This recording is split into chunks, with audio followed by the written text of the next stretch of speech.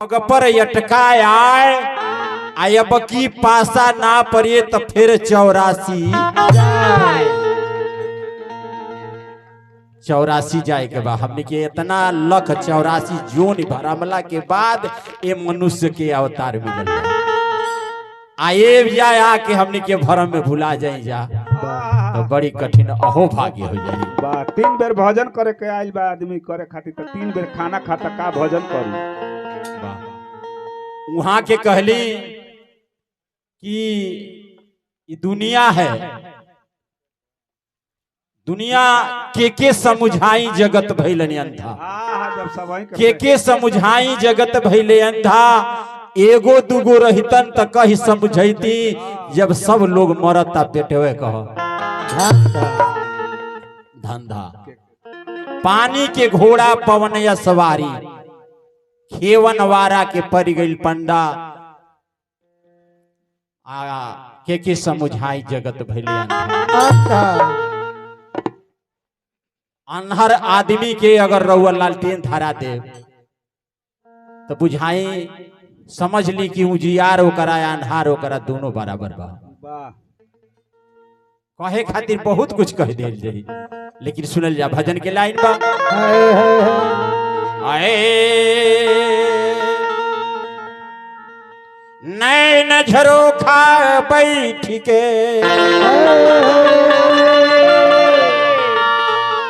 अब सब कर मौजराले,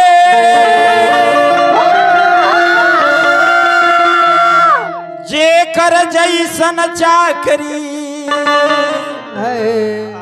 ताको अब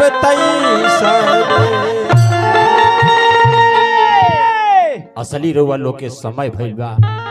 लोग कहेला कि 4 बजे जब भोर भई तो 4 बजे उठ के घूमे के चाहिए, हवा बेयार बहे के चाहिए। कोई को बेयार बहेला तो शरीर में लागेला तो हर रोग दूर हो जाला। तो देखी समय हो आ यही समय नीरज बाबू आरे भजना करन के इहे बेरा है,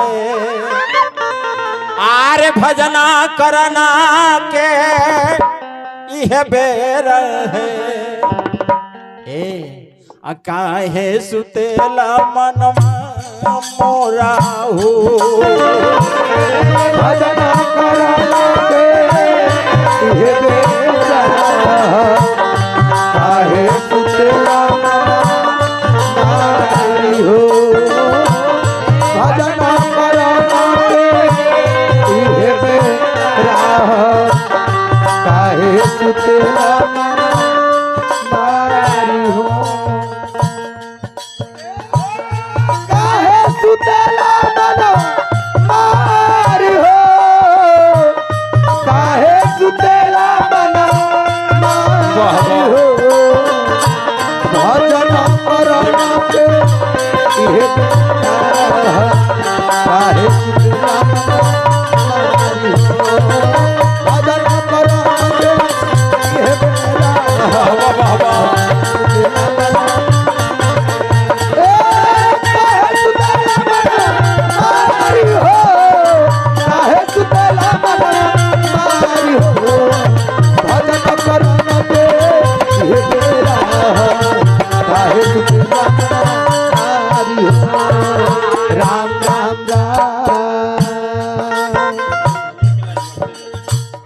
सबको रखुनावा एक दिन हो, सबको रखुनावा एक दिन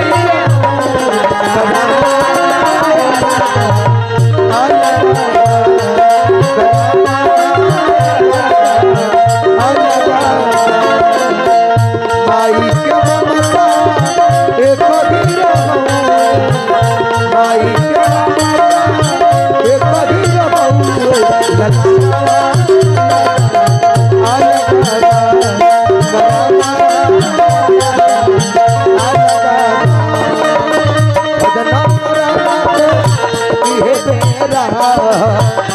एक दिन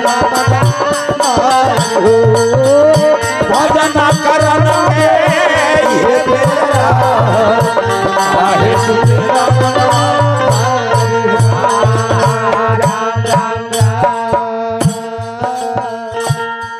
हजारों हजार रुपया के सम्मान भइल। वाह आज तत्विलीन आत्मा के श्रद्धान में हम लोग उपस्थित संत समाज को लेकर खाली अपना सम पर आइए। ईश्वर कामना करें। ईश्वर उसको कहा जाता है जो इसमें वास करता है। ईश्वर लाइन भजन के बतावत बा कि भजन करन के यह बेरा है, काहे सोवेला मन मोरा हो। अगली लाइन भजन बतावत बा। हाँ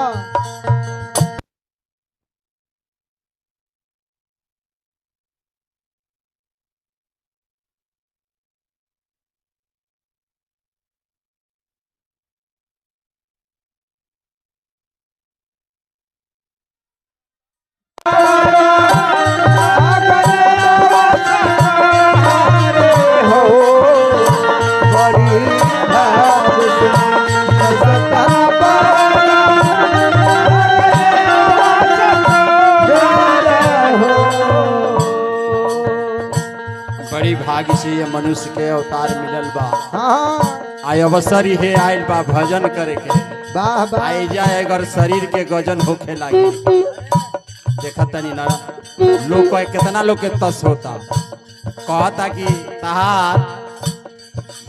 तहार तो जियते ढोला पड़ी। बढ़िया भाग्य से मानुष तन पवला आ गई नया अवतार तोहरा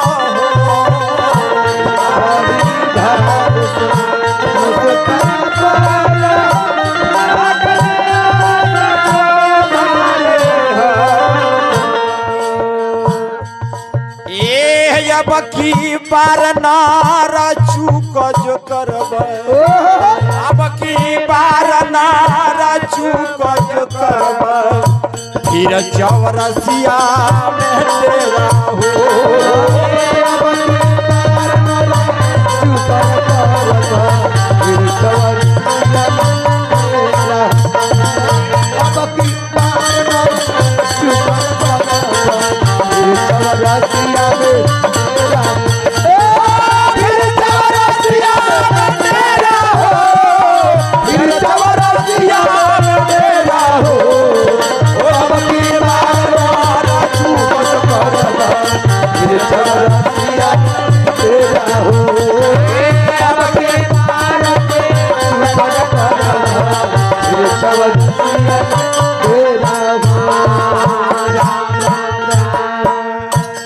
सबको रखूं हम के माहौल बनावे मन सब माहौल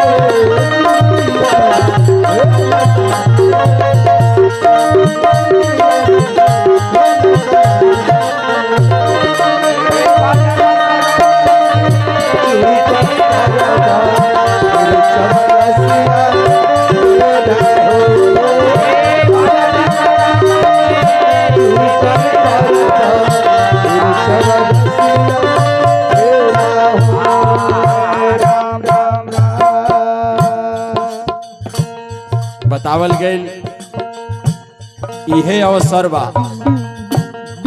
अगर चूक हो जाई फिर 84 में फेरा लगावे के बा।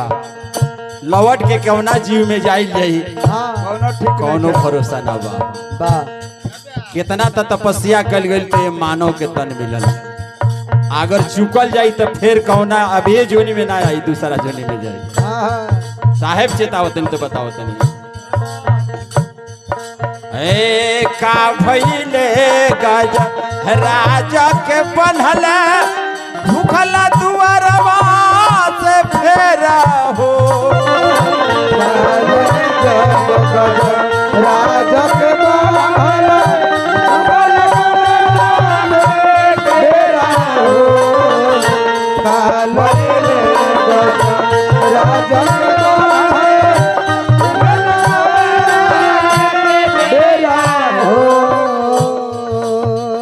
का भैले गजराज के बनहले भूखल दुआरवा से फेरा हो।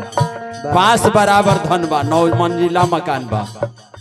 आ एगो दुर्भाग्य दुआरी पर अगर आ गई कहला कल की जय हो जजमान, तनी एक मुट्ठी कुछ दाना मिल जाए। भिक्षान दे। ए तान दुआर पर आके टेटर चलो यहाँ से दूसरा दुआरी दे। अपन हाथ बाझल का भैले गज राजा के बनहले भूखल दुआरवा से फेरा हो।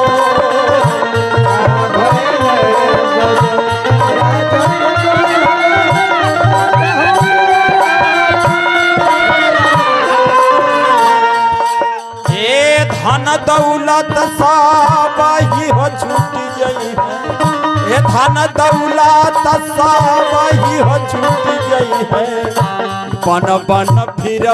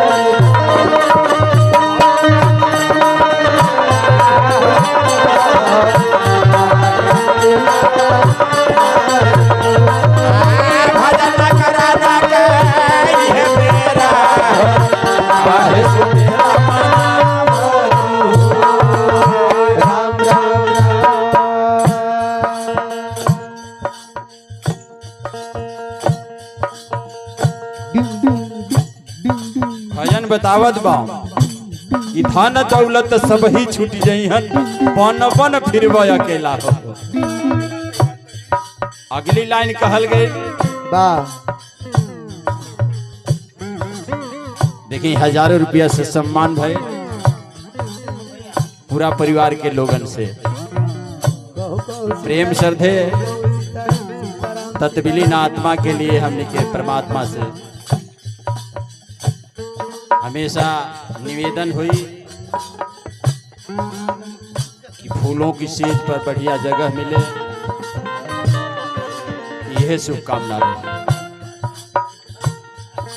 आए या बही से कुछ बिगड़ल नाही, सतगुरु मिलिहा घने रहो। या बही से कुछ बिगड़ल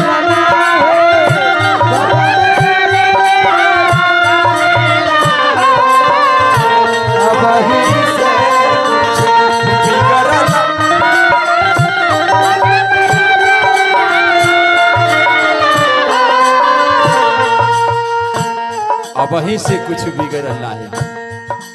ये माता पिता तीरिया सुत बंधु, माता पिता तीरिया सुत बंधु, यह सब मायावा के घेरा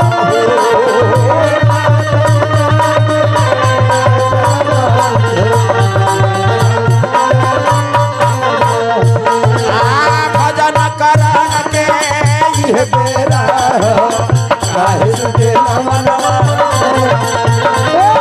काहे सुते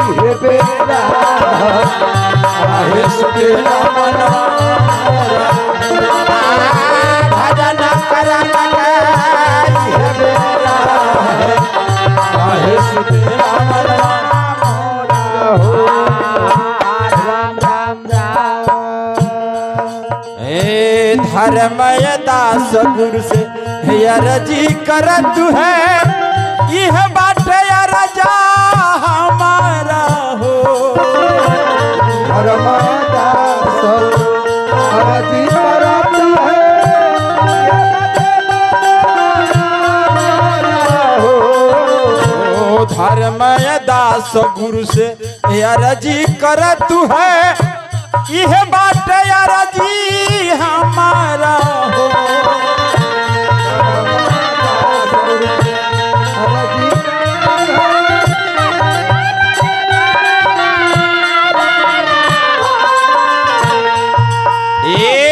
बकी जाना लवट के नयन हे बकी जाना लवट के नयन फिर ना मनुष्या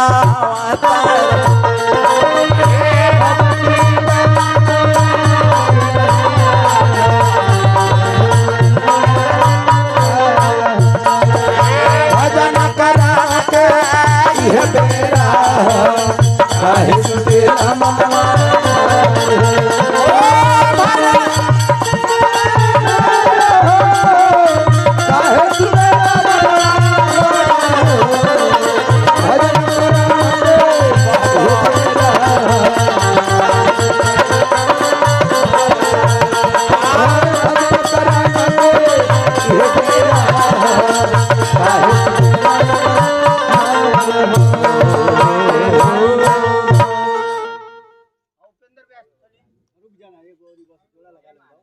जोड़वा लगा लेबे त काहे कुतात नहीं। अब जोड़ा ना लगाई तो चौका लगावे ले अच्छा। चौकी ना सब तकड़ी में महाराज जी, हेलो। चौका होला।